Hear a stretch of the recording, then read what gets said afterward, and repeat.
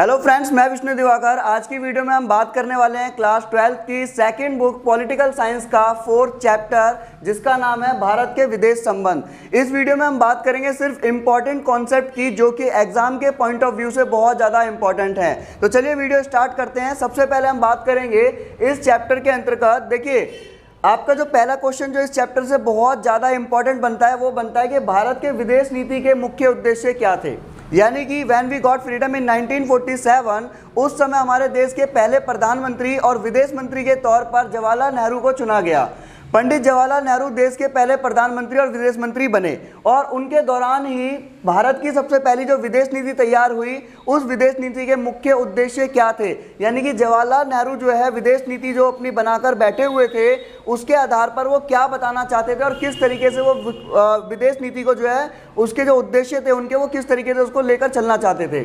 तो सबसे पहला उनका विदेश नीति का उद्देश्य क्या था कि कठिन संघर्ष से प्राप्त संप्रभुता को बनाए रखना। कि हमारे भारत को इतने सालों बाद आज़ादी प्राप्त हुई थी, तो भारत के पहले प्रधानमंत्री पंडित जवाहरलाल नेहरू का पहला उद्देश्य यही था कि जो इतने मुश्किल से हमें जो आज़ादी प्राप्त हुई है, उस संप्रभुता को अब बताए रखना है, बनाए रखना है। तो ये पहला हमारा पॉइंट है इसका। दूसरा पॉइंट है क्षेत्रीय अखंडता को बनाए रखना। पंडित जवाहरलाल नेहरू का विदेश नीति के उद्देश्य में दूसरा बड़ा उद्देश्य ये था कि हमारा भारत जो है तमाम विविधताओं से भरा हुआ देश है, जहाँ पर अलग अलग जाति और अलग अलग धर्म के लोग निवास करते हैं। तो इसलिए उनका दूसरा बड़ा उद्देश्य ये था कि हमारे भारत के अंतर्गत क्षेत्रीय अखंडता को बनाए रखा जा सके। जब हम बात करें तीसरे उद्देश्य की, तो पंडित जवाहरलाल नेहरू की विदेश नीति का तीसरा बड़ा उद्देश्य था आर्थिक विकास तेज गति से करना है। तो आर्थिक विकास तेज गति से करने के लिए भारत के पंडित जवाहरलाल नेहरू ने गुटनिरपेक्षता की नीति को अपनाया। उन्होंने कहा कि आर्थिक विकास तो तेज होगा, परंतु गुटनिरपेक्षता की नीति के आधार पर। अब गुटनिरपेक्षता की नीति का विरोध भी किया गया था हमारे भारत के कुछ नेताओं के द्वारा। अंबेडकर जी ने जब ये बात बोली थी कि भारत को गुटनिरपेक्षता की नीति को ना अपनाते हुए अमेरिका की नीति को अपनाना चाहिए, क्योंकि अमेरिका जो है लोकतंत्र का बहुत बड़ा हितैषी है। ये हमारा जो क्वेश्चन आएगा वो इस तरीके से आएगा कि भारत की विदेश नीति के 3 बड़े मुख्य उद्देश्य बताइए, जो कि मैंने आपको यहाँ पर जो है अच्छी तरीके से बता दिए हैं। तो आप संप्रभुता को बचाए रखना, इसके अंदर आप लिखोगे कि भारत को कई वर्षों बाद आज़ादी प्राप्त हुई थी, और पंडित जवाहरलाल नेहरू का पहला उद्देश्य यही था कि उस आज़ादी को वो दोबारा से खोना नहीं चाहते थे, और संप्रभुता यानी कि जो कठिन संघर्ष से प्राप्त संप्रभुता थी उसको बचाए रखना है। दूसरा उद्देश्य था कि भारत तमाम विविधताओं से भरा हुआ देश है, यहाँ पर अलग अलग जाति अलग अलग बोली के लोग निवास करते हैं, जिसकी वजह से भारत के पंडित जवाहरलाल नेहरू का दूसरा उद्देश्य था कि क्षेत्रीय अखंडता को बचाया जा सके और क्षेत्रीय अखंडता को बनाया रखा जा सके। तीसरा उद्देश्य था आर्थिक विकास करना, क्योंकि भारत जिस समय आज़ाद हुआ था उस समय भारत की स्थिति इतनी अच्छी नहीं थी। तो भारत का सबसे ज़्यादा मेन कॉन्सेप्ट ये इस पर ध्यान देने का था कि अंतर्राष्ट्रीय स्तर पर आर्थिक विकास को बहुत तेज़ गति से लेकर चलना है। और जवाहरलाल नेहरू का तेज गति से विकास से अभिप्राय था कि वो गुटनिरपेक्षता की नीति को अपनाएंगे और आर्थिक विकास को तेज गति से लेकर चलेंगे। परंतु यहाँ पर जो है अंबेडकर जी ने विरोध भी किया, और उन्होंने कहा कि भारत को गुटनिरपेक्षता की नीति को ना अपनाते हुए अमेरिका के हित वाली नीति को अपनाना चाहिए, क्योंकि अमेरिका लोकतंत्र का सबसे बड़ा हितैषी है।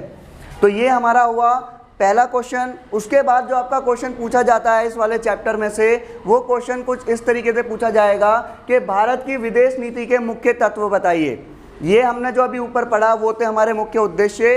अब हम पढ़ने वाले हैं कि भारत की विदेश नीति के मुख्य तत्व क्या होते हैं। तो देखिए, सबसे पहला जो मुख्य तत्व ये था गुटनिरपेक्षता, यानी कि नॉन अलाइनमेंट मूवमेंट, जिसको नेम के नाम से भी जाना जाता है, जिसका सर्वप्रथम नाम जो है वो हमारे पंडित जवाहरलाल नेहरू ने श्रीलंका की राजधानी कोलंबो में लिया था, गुटनिरपेक्षता, सन 1954 के अंदर।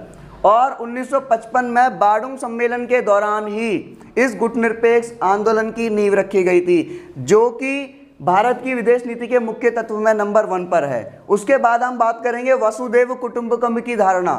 अब ये वसुधैव कुटुंबकम की धारणा क्या है कि जो संपूर्ण विश्व है वो क्या है, वो एक घर के समान है, यानी कि सबको एक अपना परिवार की तरह जो है बनाकर लेकर चलेंगे। तो वसुधैव कुटुंबकम की धारणा कि किसी से भी कोई हीन भावना नहीं रखेंगे। और भारत का ये इतिहास भी रहा है कि पहले कभी भी भारत ने किसी भी दूसरे देश के ऊपर आक्रमण नहीं किया है। तीसरा पॉइंट है अंतर्राष्ट्रीय मामलों में भागीदारी, कि भारत के विदेश नीति के मुख्य तत्व में एक तत्व ये भी है कि वो अंतर्राष्ट्रीय स्तर पर सभी देशों के साथ अंतर्राष्ट्रीय स्तर पर सभी मामलों में भागीदारी को सुनिश्चित करेगा। और उसके बाद अगर हम बात करें तो भारत की विदेश नीति का एक और महत्वपूर्ण बिंदु यहाँ पर सामने आता है, जिसको हम जानते हैं पंचशील सिद्धांत के नाम से। पंचशील आखिर क्या था? तो ये मैं पंचशील आपको बता दूं कि 29 अप्रैल 1954 में भारत के नेता पंडित जवाहरलाल नेहरू और चाइना के चाउ एन लाई के बीच में यहाँ पर एक सिद्धांत पर जो है हस्ताक्षर किए गए थे, जिसको पंचशील सिद्धांत का नाम दिया गया था, जिसमें ये 5 चीज़ों पर सहमत थे। वो 5 चीज़ें कौन कौन सी थी? अब हम बात करेंगे आखिर ये पंचशील जो था उस पर किस किस चीज़ों पर ये लोग सहमत हुए थे। तो सबसे पहले पंचशील में सहमति का पहला मुद्दा था कि एक दूसरे के ऊपर आक्रमण ना करना। भारत और चाइना के बीच में पंचशील सिद्धांत के अंतर्गत पहली बात पर अनुमति ये हुई कि भारत और चाइना एक दूसरे देश के ऊपर आक्रमण नहीं करेंगे। दूसरा पॉइंट ये था कि किसी भी प्रकार का कोई भी हस्तक्षेप अंतर्राष्ट्रीय स्तर पर दोनों देश एक दूसरे के अंतर्गत नहीं करेंगे। तीसरा पॉइंट था अखंडता का आदर करना, कि जो भी देश है उस देश की अखंडता का, उसकी क्षेत्रीय अखंडता का एक दूसरे से अच्छी तरीके से वो आदर सम्मान पूर्वक उसका सम्मान करेंगे। और चौथा पॉइंट था समानता और मित्रता की परस्पर भावना को स्थापित करना है। तो ये हमारा था भारत की विदेश नीति के मुख्य तत्व के अंतर्गत पंचशील। और हमारा लास्ट है इसके अंदर शांतिपूर्ण सह अस्तित्व की बात की जाएगी। अब ये शांतिपूर्ण सह अस्तित्व के अंदर किन किन चीज़ों की बात की गई थी? देखिए, निशस्त्रीकरण के अब हथियारों का कोई भी प्रयोग नहीं होगा, विवादों को शांतिपूर्ण तरीके से हल किया जाएगा और साम्राज्यवाद का विरोध किया जाएगा। अगर साम्राज्यवाद की बात करें तो साम्राज्यवाद का मतलब होता है जब कोई शक्तिशाली देश किसी कमज़ोर देश के ऊपर अपना कब्जा जमा लेता है तो उसे हम साम्राज्यवाद कहते हैं। जैसे कि भारत, चाइना, ये लोग गुलाम रहे तो इन लोगों ने सबसे पहला पॉइंट यहाँ पर ये देखा है कि पंचशील के अंतर्गत कि हम लोग जो है साम्राज्यवाद का विरोध करेंगे। तो ये है हमारा भारत की विदेश नीति के मुख्य तत्व वाला क्वेश्चन। अब हम बात करेंगे इस चैप्टर के अंदर से आने वाला एक और महत्वपूर्ण क्वेश्चन, वो है आपका भारत और चीन के बीच में संबंध बताइए। अब भारत चीन के संबंध की अगर हम बात करें तो बहुत ही ज़्यादा लेंथी टॉपिक हो जाएगा, इसलिए मैंने सिर्फ यहाँ पर जो है डेट बाहर जहाँ मेंशन कर दी है, जिससे कि आप लोग चैप्टर को पढ़ने के बाद अच्छी तरीके से इसको याद कर सकते हैं। तो शुरुआत करते हैं। सबसे पहले 1949 के अंतर्गत चाइना के अंदर चीन में साम्यवादी क्रांति आई और भारत ही साम्यवादी क्रांति को सपोर्ट करने वाला पहला देश, यानी कि एक देश ऐसा था जिसने चाइना को सपोर्ट किया। उसके बाद हम बात करें कि 1950 के अंतर्गत चीन के साथ में तिब्बत विवाद हुआ। जैसा कि आप सभी जानते हैं कि भारत की जो रूपरेखा है उसके इधर वाले हिस्से पर जो है वहाँ पर वो तिब्बत है और इससे ऊपर वाले हिस्से पर चीन है।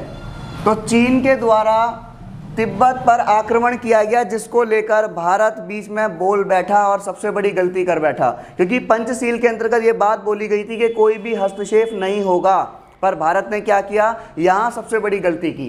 कैसे की, चलिए आगे देखते हैं कि जब 1950 में तिब्बत को लेकर विवाद हुआ तो उस समय तिब्बत के धार्मिक गुरु दलाई लामा को भारत ने राजनीतिक शरण दे दी।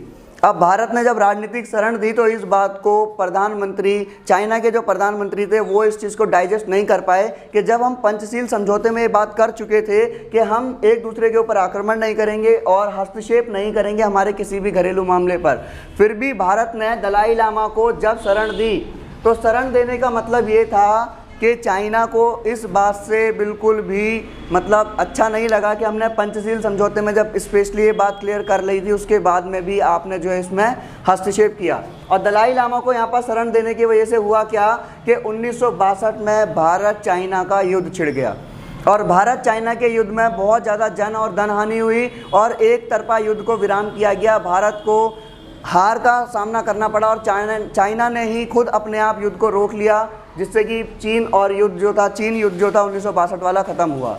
उसके बाद हम बात करेंगे तो 1962 के बाद में 1976 तक भारत और चीन के बीच में चले आ रहे व्यापारिक मतभेद चालू रहे और किसी भी प्रकार की कोई भी व्यापारिक गतिविधि इन दोनों के बीच में नहीं रही और राजनीतिक जितने भी मुद्दे थे वो सारे समाप्त कर दिए गए।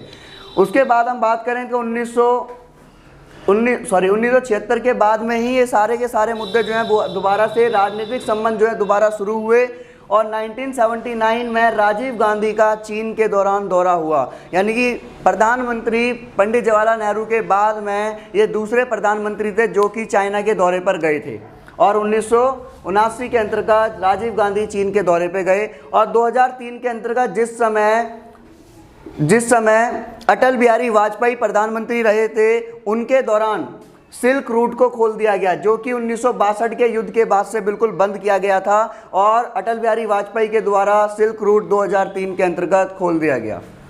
उसके बाद अगर हम बात करें तो 2014 के अंतर्गत शी जिनपिंग जो थे चाइना के प्रधानमंत्री, वो भारत के दौरे पर आए थे और 2016 के अंतर्गत राष्ट्रपति श्री प्रणब मुखर्जी का भी चीन के प्रति दौरा हुआ।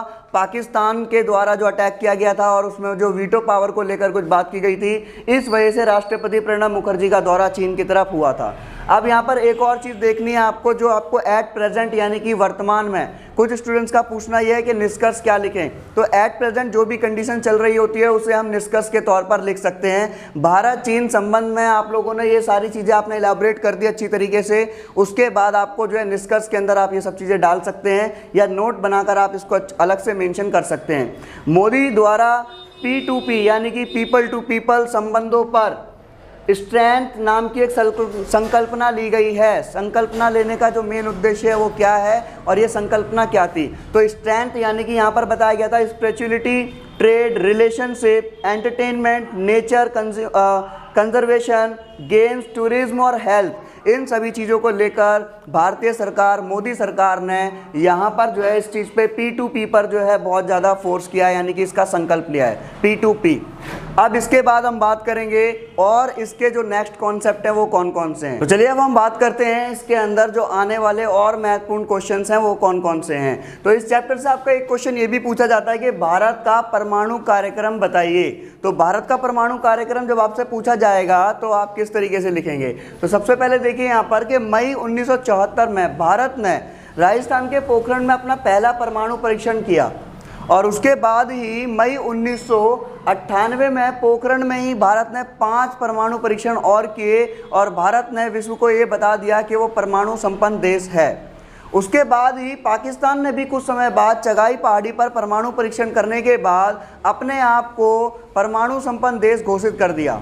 अब इन दोनों के परमाणु परीक्षण करने से हुआ क्या कि शक्ति संतुलन बन गया। शक्ति संतुलन का मतलब होता है जब आपको अपने आस पड़ोस के देशों से खतरा होता है तो आप अपने आप को दूसरे देश के बराबर लाने के लिए शक्ति इकट्ठी कर लेते हो, जिसे शक्ति संतुलन कहा जाता है। तो भारत से पाकिस्तान को कहीं ना कहीं खतरा हुआ, जिसकी वजह से पाकिस्तान ने सोचा कि वो भी अपने आप को परमाणु संपन्न देश घोषित कर देगा। परंतु इन दोनों देशों के परमाणु संपन्न होने के बाद में हुआ क्या, अमेरिका और कई ऐसे देशों ने जो कि इन दोनों देशों की सहायता करते थे, उन्होंने आर्थिक प्रतिबंध लगा दिया, यानी कि आर्थिक सहायता देने के लिए दोनों देशों को मना कर दिया गया। उसके बाद 1968 में 1968 में भारत की जो परमाणु अप्रसार 1968 के अंतर्गत जो परमाणु अप्रसार संधि थी और 1995 के अंदर व्यापक परमाणु निषेध संधि जो थी यानी कि CTBT थी, इस पर हस्ताक्षर करने से मना कर दिया। हस्ताक्षर क्यों मना किया गया? क्योंकि भारत ने इस संधि को भेदभावपूर्ण माना कि जब और देशों ने परमाणु परीक्षण किया इन संधियों को लेकर और देशों ने परमाणु परीक्षण किया तो उस समय किसी ने कोई प्रतिबंध नहीं लगाया था। पर जैसे ही भारत ने अपने आप को परमाणु संपन्न घोषित किया, उसके बाद में ये संधियां आने लगी और भारत इन संधियों पर हस्ताक्षर इसलिए नहीं कर पाया क्योंकि वो इन सारी संधियों को भेदभावपूर्ण मानता था। अगर आपका क्वेश्चन आता है कि भारत का परमाणु कार्यक्रम बताइए तो आपको ये लिखना है। और अगर आपका क्वेश्चन आता है कि भारत की परमाणु नीति पर टिप्पणी कीजिए, तो भारत की परमाणु नीति क्या है? तो देखते हैं। सबसे पहला कि भारत आपको पता है शांति प्रिय देश है और स्टार्टिंग से आज तक भी ऐसा नहीं हुआ कि भारत ने कभी किसी दूसरे देश के ऊपर किसी भी तरह के लालच के लिए आक्रमण किया हो। तो भारत जो है वो क्या बोलता है, भारत की परमाणु नीति क्या है? वो ये बताती है कि भारत शांतिपूर्ण कार्य हेतु परमाणु शक्तियों का प्रयोग करेगा, अन्यथा परमाणु का इस्तेमाल वो कभी नहीं करेगा। दूसरा पॉइंट, भारत अपनी सुरक्षा तथा आवश्यकता अनुसार परमाणु हथियारों का निर्माण करेगा। सिर्फ अपनी सुरक्षा को देखते हुए और अपनी आवश्यकताओं को देखते हुए भारत परमाणु हथियार का प्रयोग करेगा, अन्यथा वो परमाणु हथियारों का प्रयोग नहीं करेगा। भारत परमाणु हथियारों का प्रयोग पहले नहीं करेगा, ये बात मैं आपको बहुत बार बता चुका हूँ कि भारत ने ये बात पहले भी अपने क्लियर कर रखी है कि भारत कभी भी परमाणु शक्ति का प्रयोग सबसे पहले नहीं करेगा। उसके बाद है कि परमाणु प्रयोग की शक्ति सर्वोच्च राजनीतिक सत्ता के हाथ में होगी। भारतीय विदेश नीति के बारे में जो राजनीतिक दल हैं वो इसमें कहीं ना कहीं मतभेदों के अलावा राष्ट्रीय अखंडता को लेकर, राष्ट्रीय सीमा रेखा को लेकर, सुरक्षा को लेकर, हितों के मामले पर भी व्यापक सहमति में बने हुए हैं। बाद में हम यहाँ बात करें कि 1991 में यानी कि जब शीत युद्ध समाप्त हुआ तो शीत युद्ध के बाद में अमेरिका के द्वारा अपनाई गई उदारीकरण वाली पोषित जो थी यानी कि वैश्वीकरण उदारीकरण की जो नीति थी, भारत ने वो नीति अपनाई है। एक क्वेश्चन आपका ये भी आया था कि भारत ने वैश्वीकरण की नीति कब अपनाई थी, तो आप बताएंगे 1991 के अंदर 1991 में भारत ने वैश्वीकरण की नीति को अपनाया था। तो ये था आपका political science second book 12th class का 4th चैप्टर भारत के विदेश संबंध। आपको एग्जाम पॉइंट ऑफ व्यू से सिर्फ यही पॉइंट तैयार करने हैं और आपका अच्छी तरीके से पेपर हो जाएगा। Thanks for watching.